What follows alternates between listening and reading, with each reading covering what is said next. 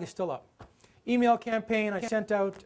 We did a presentation to a whole. Sorry, we were going to do a presentation to a room of VCs and CEOs, and we sent out the press release talking about what we were going to talk about, only to have the company that bought that company threaten legal action and shut us down.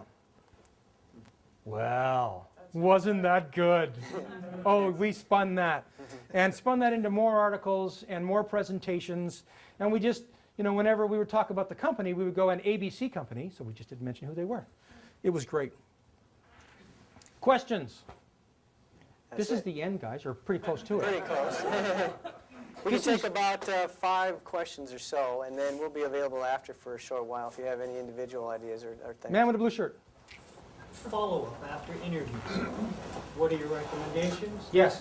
What do you say about being a little bit more creative? What can you send back to them? What do you do to retain their interest? You know that you've been told that you've got a possibility of being shortlisted, or Okay. blah, blah, blah, blah, as you say? Sure. Not this. The Army signal is on me. Yes. On me. I had a client get hired after the first interview. She Googled the company and found that they had a press page.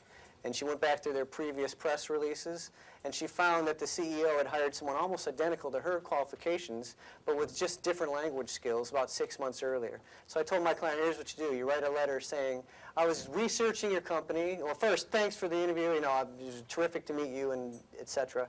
And I was researching your company and uncovered the fact that you had hired Sally Smith 6 months ago. And as you said in your quote, Sally is this, that, and the other thing. And as you'll recall from our interview, I am this, that, and the other thing. And you asked for this, and Sally, you like this about. So they had a whole press release about the new employee. She quoted verbatim from it, matched it up to her skills. And so the hidden message here is, unless you're a liar or you screwed up the first time, you want to hire me because I'm exactly like Sally. And my client got hired shortly thereafter. The moral here is follow up and be creative and give them another reason to hire you. Don't just follow up, do a quick bit of research. This took literally 5 minutes. We hit gold, admittedly, but you can't strike the gold if you don't dig. So dig, research, and find a way to tie what you can do into what the company's done before and wants to do again, and then it's just a natural. This was an empty net goal. The CEO had hired the same kind of person, and she basically said, I'm that person, and she got hired. And another way to do that is to do, are everybody familiar with a T-bar? Ooh, this is good. I see a couple of heads going. So you do a simple T-bar, and a T-bar is real simple. Take an 8.5 by 11 sheet of paper, line across top, line down the middle, there's your T. And you write them a letter saying, thank you very much for the interview. And if I understand things correctly, you need, I've got, you need, I've got, you need, I've got. 3 bullets. Not 4, not 2, not 1, not 6, not 10. 3 that are relevant to them and are important. And you send that back as part of the letter. Thank you very much, looking forward to however you want to end it. How many people are going to do that? How many people have ever had anybody do that to them in an interview? After you've done an interview with someone you're hiring. How many people have had somebody do that? 1, 2, that's 3, 4. And did you hire him? Yeah. Yes? Yes? So not only does it work, 3 for 3. not only does it work, 1,000. nobody does it. Remember, we don't get punished for being creative. Remember, you don't get punished or penalized for doing the thinking for the employer. It helps them, and it helps you. And really, at the end of the day, all you're really doing is you're helping them make the right decision, which just happens to be hiring you. You're taking all the risk out of it for them. Yes, question at the back.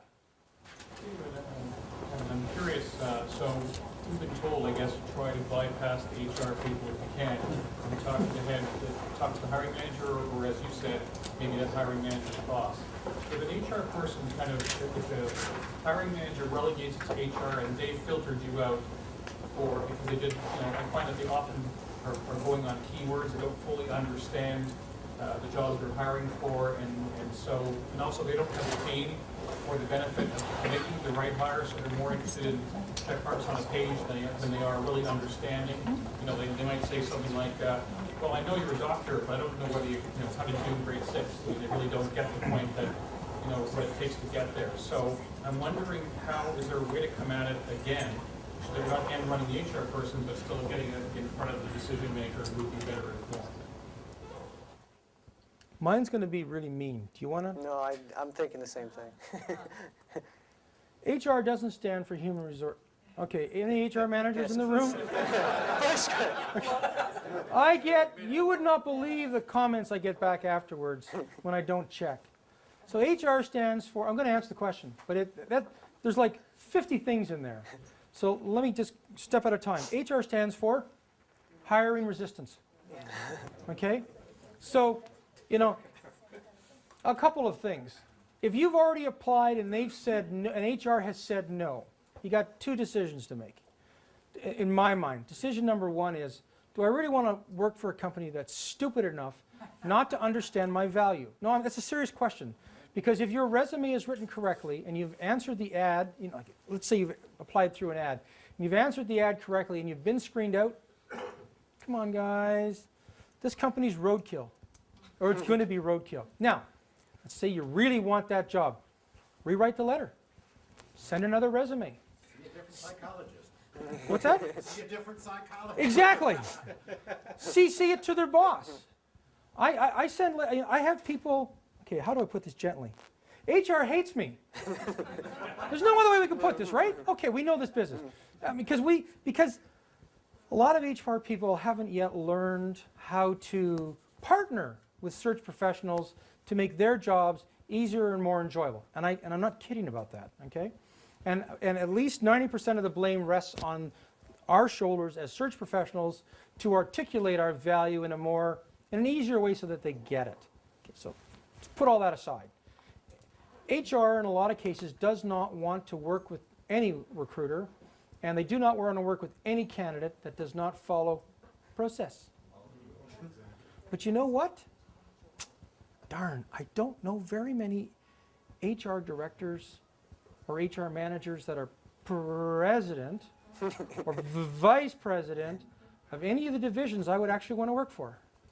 So my advice to you when HR says no is to recraft your resume, send it in again, apologize in about the third paragraph for not correctly articulating your value, and say, I'm resubmitting my resume and I hope you will reconsider me.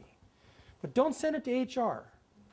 Send it to the boss of the guy you're going to work for, and right at the bottom underneath your initials, CC whoever turns you down. Try it. You'd be surprised how well that works. Yes, sir. Even when the deadline is passed. Oh, God, yes. Oh, my wife, okay, just for fun.